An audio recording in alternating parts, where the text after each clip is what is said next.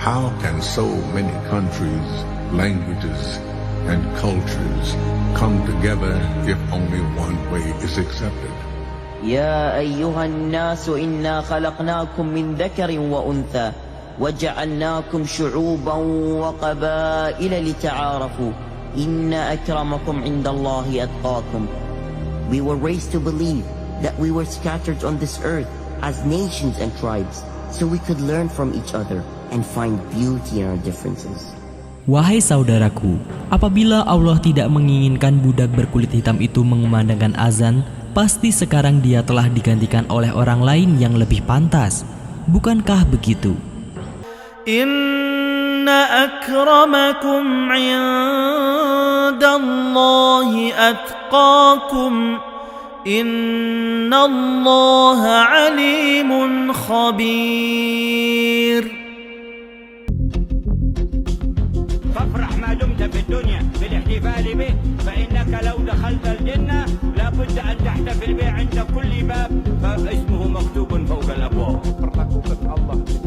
For Muslims, the holiest place in the world, birthplace of the Prophet Muhammad and home to the Kaaba, the focal point of all of Islam.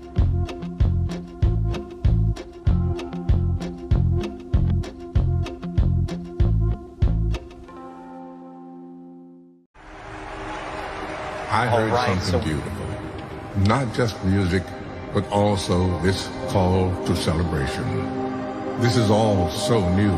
All that I have known before was a land that seemed to be in turmoil, with families who were forgotten, and I stopped hearing your voice. Come on over. I'm not sure. Am I welcome? We sent out the call because everyone is welcome. This is an invitation to the whole world. I remember even after hearing the call, instead of seeing another way, we dismissed it and demanded our own way.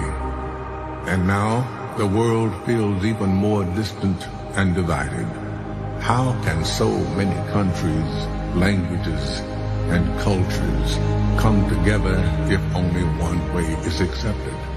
يا أيها الناس إنا خلقناكم من ذكر وأنثى وجعلناكم شعوبا وقبائل لتعارفوا إن أكرمكم عند الله أتقاكم. We were raised to believe that we were scattered on this earth as nations and tribes so we could learn from each other and find beauty in our differences. I can see it. What unites us here in this moment is so much greater than what divides us. How can we make it last longer than just today? With tolerance and respect, we can live together under one big home. In Arabic, Beit al-Sha'ab is the Bedouin tent. Wherever it is built, that is home. And when we call you here, we welcome you into our home. So we gather here as one big tribe, and Earth is the tent we all live in. Yes, and together, we can send out the call for all the world to join us.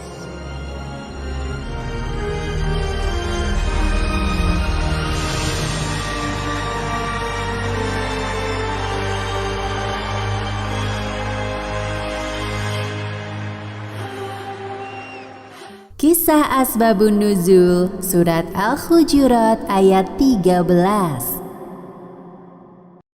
Bilal bin Rabah merupakan sahabat Nabi Muhammad SAW yang pertama-tama masuk Islam dari kalangan budak. Salah satu keistimewaan Bilal pernah ditunjuk langsung oleh Rasulullah sebagai muazin pertama dalam sejarah Islam. Ketika peristiwa Fathu Makkah, beberapa orang Quraisy mengejek Bilal yang sedang mengumandangkan azan di atas Ka'bah. Berkenaan dengan peristiwa itulah, Allah Subhanahu wa Ta'ala menurunkan surat Al-Hujurat ayat 13. Bilal bin Rabah berasal dari Habasyah atau yang kini kita kenal dengan nama Ethiopia. Bilal lahir dari pasangan suami istri bernama Rabah dan Hamamah. Ibunda Bilal seorang budak berkulit hitam, maka tak jarang para tetangganya menjuluki Bilal Ibnu Sauda yang artinya putra wanita berkulit hitam. Wahai Ibnu Saudah, kemarilah.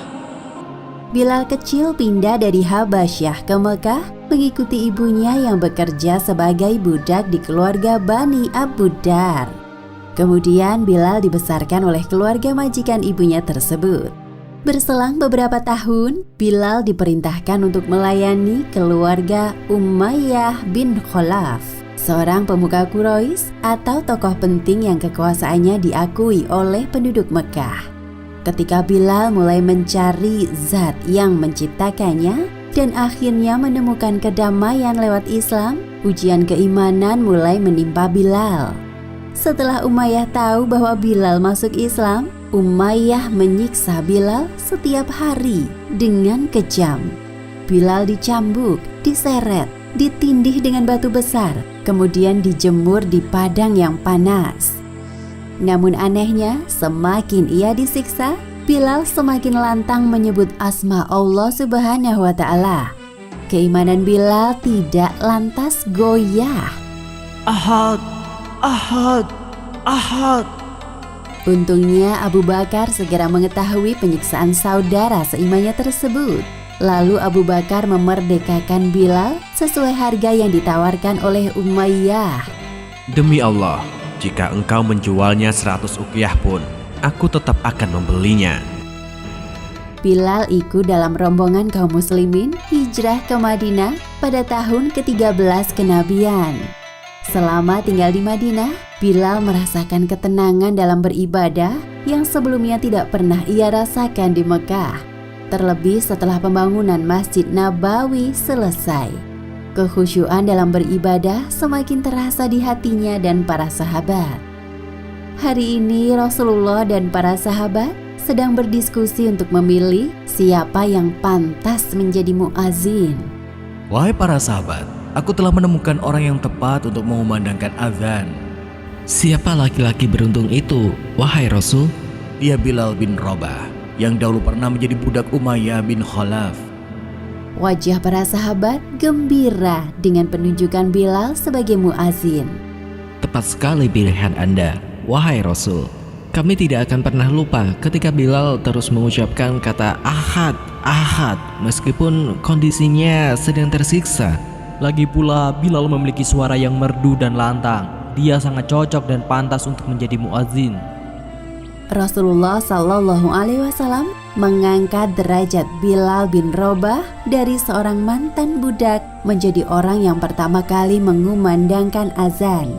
Julukan Muazin Ar-Rasul tersemat padanya sejak saat itu. Bahkan Bilal menjadi muazin kesayangan Rasulullah. Pada tahun ke-8 Hijriah, tepatnya pada tanggal 10 Ramadan, Rasulullah beserta para pengikutnya berhasil menaklukkan kota Mekah. Peristiwa ini disebut Fathu Mekah. Setelah beberapa tahun tinggal di Madinah, sekarang saatnya bagi Rasulullah untuk kembali ke kampung halaman dengan semangat pembaharuan. Tujuan kedatangan Nabi Muhammad dan umat Islam ke Mekah bukanlah untuk berperang, melainkan meruntuhkan kekuasaan kaum kafir Quraisy yang memerangi Islam dan menghancurkan berhala-berhala yang bertentangan dengan akidah Islam. Rasulullah ingin menyelamatkan kota Mekah dari kesesatan yang telah mengakar selama bertahun-tahun. Atas izin Allah Subhanahu wa Ta'ala, melalui peristiwa Fathu Mekah ini, Rasulullah Shallallahu Alaihi Wasallam berhasil mengembalikan fungsi Ka'bah sebagaimana mestinya. Ketika telah masuk waktu sholat, Bilal ditugaskan oleh Rasulullah untuk mengumandangkan azan. Bilal dengan penuh kepercayaan diri naik ke atas Ka'bah. Sebagian dari penduduk Mekah yang tidak mengenal Bilal mulai berbisik-bisik sambil memandang ke arah Ka'bah. Mereka sedang membicarakan muazin kesayangan Rasulullah dengan nada tidak suka. Hei, lihatlah ke arah sana. Bukankah orang yang sedang mengumandangkan azan itu hanyalah budak berkulit hitam? Benar yang kau katakan, tapi jika memang dia seorang budak, menurutku kurang pantas baginya berseru di atas Ka'bah. Percakapan kedua orang Quraisy tersebut didengar oleh orang lain. Wahai saudaraku, apabila Allah tidak menginginkan budak berkulit hitam itu mengumandangkan azan, pasti sekarang dia telah digantikan oleh orang lain yang lebih pantas. Bukankah begitu? Berkenaan dengan peristiwa ini, Allah Subhanahu wa Ta'ala menegur perbuatan kaum Quraisy yang meremehkan Bilal bin Rabah melalui surat Al-Hujurat ayat 13. أعوذ بالله من الشيطان الرجيم يا أيها الناس إنا خلقناكم من ذكر وأنثى وجعلناكم شعوبا وقبائل لتعارفوا إن أكرمكم عند الله أتقاكم إن الله عليم خبير. Yang artinya, hai manusia, sesungguhnya kami menciptakan kamu dari seorang laki-laki dan seorang perempuan dan menjadikan kamu berbangsa-bangsa dan bersuku-suku supaya kamu saling mengenal. Sesungguhnya orang yang paling mulia di antara kamu di sisi Allah ialah orang yang paling bertakwa di antara kamu. Sesungguhnya Allah Maha Mengetahui lagi Maha Mengenal. Keseluruhan surat Al-Hujurat berjumlah 18 ayat. Kata Al-Hujurat memiliki arti kamar-kamar yang diambil dari kata Al-Hujurat pada ayat keempat surat ini. Dalam Al-Quran, surat Al-Hujurat adalah surat ke-49 dan termasuk surat di juz 26. Demikianlah kisah di balik asal mula turunnya surat Al-Hujurat ayat 13. Beberapa hikmah yang dapat diambil dari kisah ini. Pertama, jangan mudah berbangga diri atas nasab atau keturunan, apalagi sampai mencela bangsa, suku, warna kulit, jenis kelamin, dan kedudukan orang lain. Kedua, sebaiknya kita tidak membeda-bedakan pertemanan, karena tujuan Allah menciptakan perbedaan di antara manusia supaya saling mengenal. Dan ketiga, kedudukan kita di hadapan Allah adalah sama, yang membedakan hanya ketakwaan, dan takwa hanya bisa didapatkan dengan beramal soleh. Wallahu a'lam bishawab. فافرح ما دمت في الدنيا بالاحتفال به فإنك لو دخلت الجنة لابد أن تحتفل به عند كل باب فاسمه مكتوب فوق الأبواب. For Muslims, the holiest place in the world, birthplace of the Prophet Muhammad and home to the Kaaba, the focal point of all of Islam.